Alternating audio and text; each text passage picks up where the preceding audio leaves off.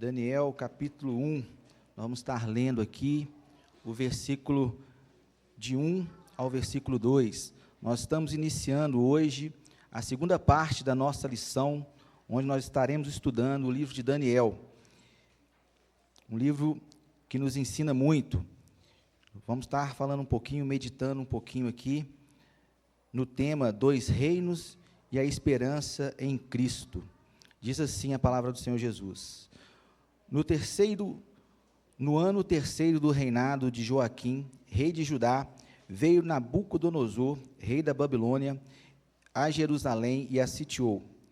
O Senhor lhe entregou nas mãos a Joaquim, rei de Judá, e alguns dos utensílios da casa de Deus. A estes levou para a terra de Sinar, para a casa do seu Deus, e os pôs na casa do tesouro do seu Deus. Vamos orar? Senhor Deus, em nome de Jesus, nessa manhã, nós agradecemos ao Senhor pela oportunidade de estarmos aqui. Agora, Pai, pedimos, ó Deus, para essa mensagem, que o Senhor fale aos nossos corações, que possamos ser edificados, ser confrontados e, acima de tudo, Pai, ser usados como instrumento do Senhor diante dessa nação, diante desse momento que estamos vivendo, para a honra e glória do Teu santo e bendito nome. Amém? Meus irmãos, nós vamos aprofundar mais nesse tema durante a nossa EBD, mas eu quero rapidamente trazer uma pequena visão geral, do livro de Daniel. O livro de Daniel, ele vem dar aos exilados e aos primeiros dentre aqueles que voltaram para a terra prometida, a certeza de que Deus estava no controle da história e que o seu profeta, Daniel, havia falado a verdade a respeito ao prolongado sofrimento antes do estágio final do reino de Deus. O livro de Daniel, então, ele é dividido em duas partes. Ele contém dois conteúdos bem distintos. Primeiro, ele tem aqui 6 narrativas históricas, que vão do capítulo 1 ao capítulo 6. E depois ele tem 4 visões, que vão do capítulo 7 ao capítulo 12. Então, uma das principais razões aqui para a composição do livro de Daniel foi preparar o povo de Deus para o período de Antíoco Epífanes, que foi um governante do Império Seleucida, que foi ali antes, foi em torno de 175 a 164 antes de Cristo, e ele queria erradicar com a religião judaica e forçar os judeus a aceitar a prática religiosa gregas. Então, o livro também de Daniel, ele vem fornecer aqui encorajamento para os que vieram durante aquele período de perseguição. O livro também, ele olha para além do período de Antíoco Epífanes, para a vinda de Cristo, pois é Cristo quem destruirá todo o reino humano e que estabelecerá o seu reino eterno de justiça e paz. Então, todos os acontecimentos do livro de Daniel, eles estão nessa perspectiva das profecias de Daniel. O livro de Daniel, ele tem constituído aqui um grande consolo, um grande alento para o povo de Deus em tempos de perseguição, E ele continua a inspirar todos aqueles que ainda hoje, vivem em tempos difíceis, em tempos de perseguição. Então, o nosso tema, ele, como eu disse, é Dois Reinos e a Esperança em Cristo. E quando nós estudamos o livro de Daniel, nós somos conduzidos a uma realidade que nos lembra a vida do cristão de hoje. Viver em um mundo que não é nosso. Nós vivemos em um mundo que não é nosso. Daniel, ainda jovem, foi levado de Jerusalém para a Babilônia, em uma terra marcada pela idolatria e pelo politeísmo, ou seja, havia outras crenças, outras adorações a outros deuses, e ali ele precisou se manter fiel, manter sua fé, mesmo naquele contexto hostil, Daniel permaneceu fiel na sua adoração exclusiva a Deus. Então, naquele contexto hostil, Daniel permaneceu fiel na sua adoração a Deus. o que gerou um conflito direto com esse ambiente de idolatria e de sincretismo, né? Sincretismo religioso, que é a fusão das crenças que cria uma religião para todos, né? Daniel manteve fiel, sem concessões. E essa tensão que ele viveu ali naquela época, desses dois reinos, que é o reino dos homens e o reino de Deus, atravessa todo este livro de Daniel e aponta diretamente para Cristo, para a volta de Cristo, aquele que inaugura o reino eterno. Então, a pergunta que se impõe aqui, né? Como viver em fidelidade ao Senhor em meio ao mundo que insiste em contaminar-nos? A resposta de Daniel nos seus dias também é a resposta da igreja hoje. Sua resposta foi viver como cidadão do reino eterno, ainda que cercados pelos reinos passageiros dessa terra. Daniel não se contaminou, ele permaneceu firme diante daquela situação. Então, o primeiro ponto, a chegada à Babilônia. Nós vamos aprofundar em nossas lições. Mas Daniel e seus amigos, ao chegar na Babilônia, eles foram expostos ali a uma cultura, a cultura babilônica, inclusive a mesa do rei.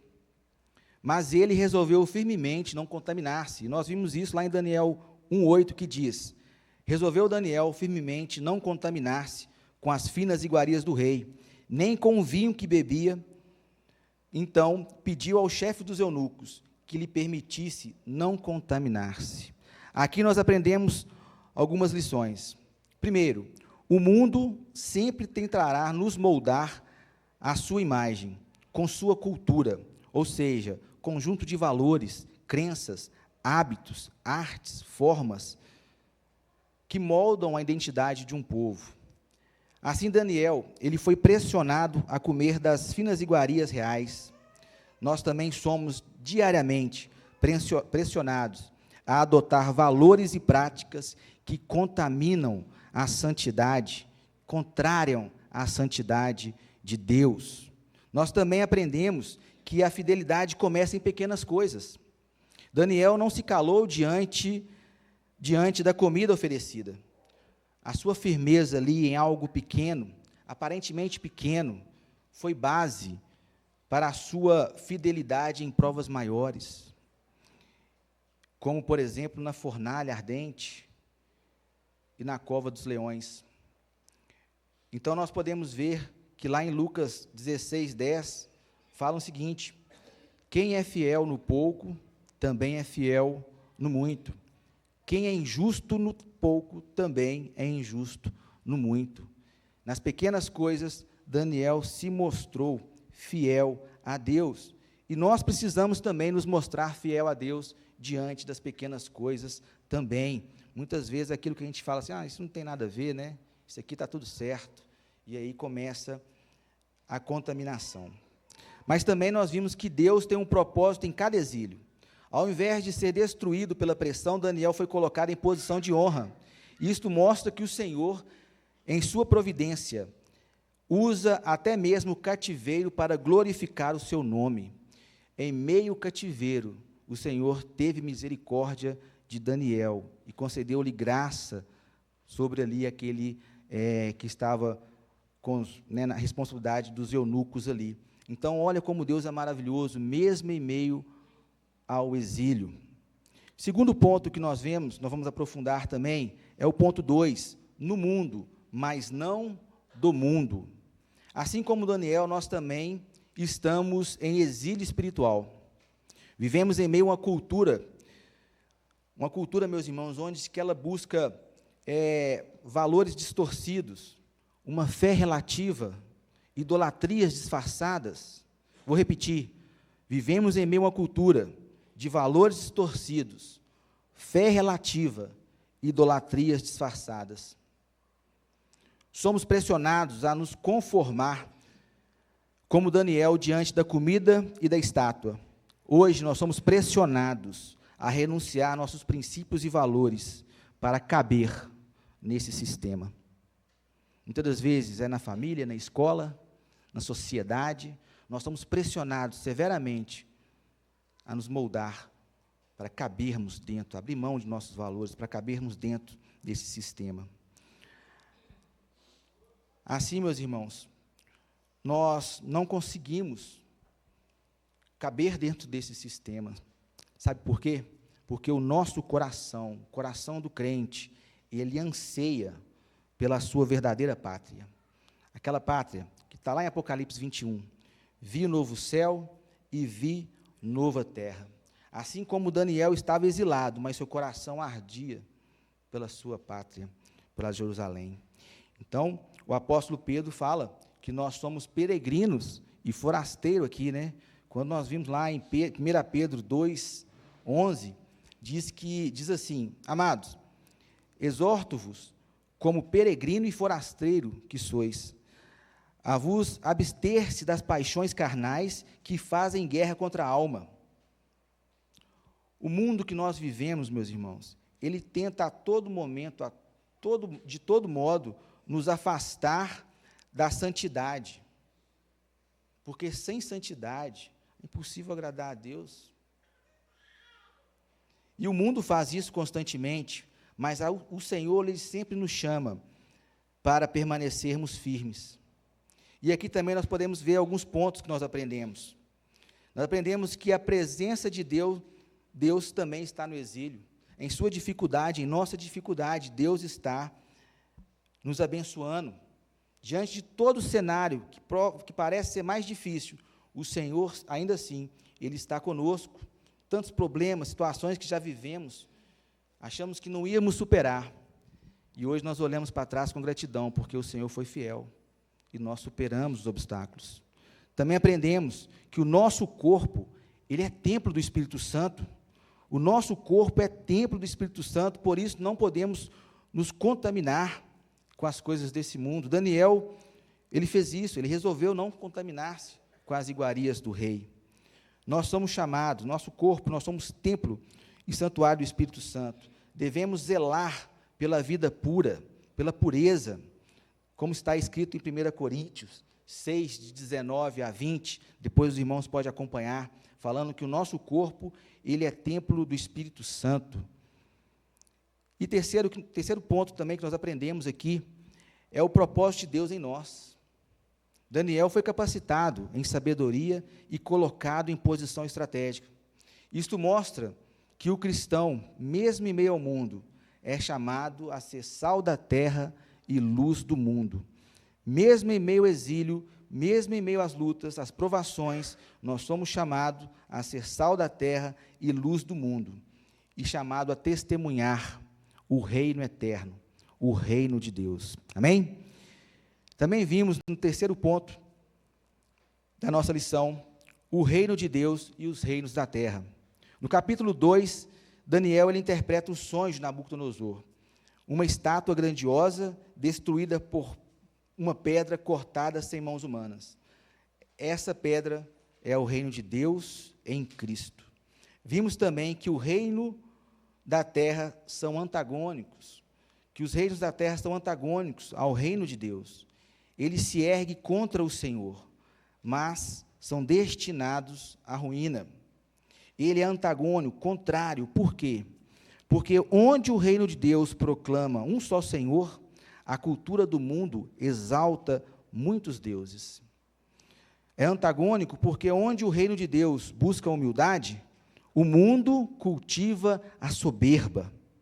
É antagônico porque onde o reino de Deus é santo e separado, o mundo promove a mistura e o sincretismo.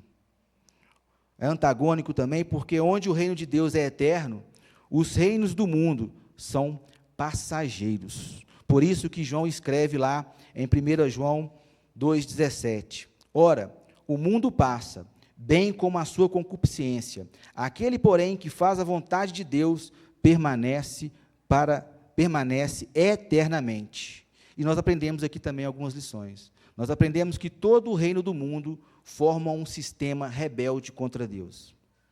Todo o sistema do mundo forma um sistema rebelde contra Deus. E nós aprendemos também que os reinos da terra são antagônicos, contrários ao reino de Deus. Eles se levantam contra o Senhor, mas estão destinados à ruína. E nós aprendemos que somente o reino de Cristo permanece. A pedra que esmiuça a estátua cresce e enche toda a terra. Esse é o reino eterno, inaugurado por Cristo em sua primeira vinda e consumado, inaugurado por Cristo na sua primeira vinda e consumado na sua segunda vinda. Amém? No quarto ponto, caminhando já para finalizar, Nabucodonosor foi chamado aqui Rei dos Reis, no capítulo 2, versículo 37. Mas seu título era passageiro, já que Cristo é Rei dos Reis e Senhor dos Senhores, como nós vemos em Apocalipse 19, 16. Ele inaugurou o seu reino com sua primeira vinda e continua governando pela sua igreja e consumará sua vitória final na segunda vinda. O Salmo 2 nos lembra que ele recebeu das mãos do Pai as nações como herança e as regerá com varas de ferro e as despedaçará como vaso de oleiro. Nenhum império humano, nenhuma ideologia, nenhum sistema pode resistir o avanço do reino de Deus. Não pode resistir Cristo Jesus. Amém? Então, quero concluir, meus queridos, dizendo que não se deixe contaminar pela pressão desse mundo. Seja fiel ao Senhor, mesmo nas pequenas coisas, mas também nas grandes coisas. Lembre-se que você pertence a um reino eterno, que jamais será destruído. Viva hoje como cidadão dos céus, porque em breve o reino voltará, o Senhor voltará, o Rei voltará para pôr fim a todos os reinos e estabelecer a plenitude do seu governo. Então, como nós viveremos? Nós viveremos permanecendo fiéis, mesmo em um ambiente hostil. Permanecemos também, sabendo que nós estamos no mundo, mas não pertencemos a esse mundo. Somos forasteiros aqui. Viveremos também, sabendo que todo esse reino, ele é passageiro. Somente o reino de Cristo é eterno. Assim, meus irmãos, a vitória já foi conquistada na cruz e será plenamente manifesta na volta de Cristo. Portanto, a nossa esperança não está na estabilidade do nosso governo. A nossa esperança, ela tem um nome. A nossa esperança se chama Jesus Cristo. Ele é a pedra que esmiuça os pés da estátua. Cristo, o Rei dos Reis e Senhor dos Senhores. Amém? Vamos nos colocar de pé, vamos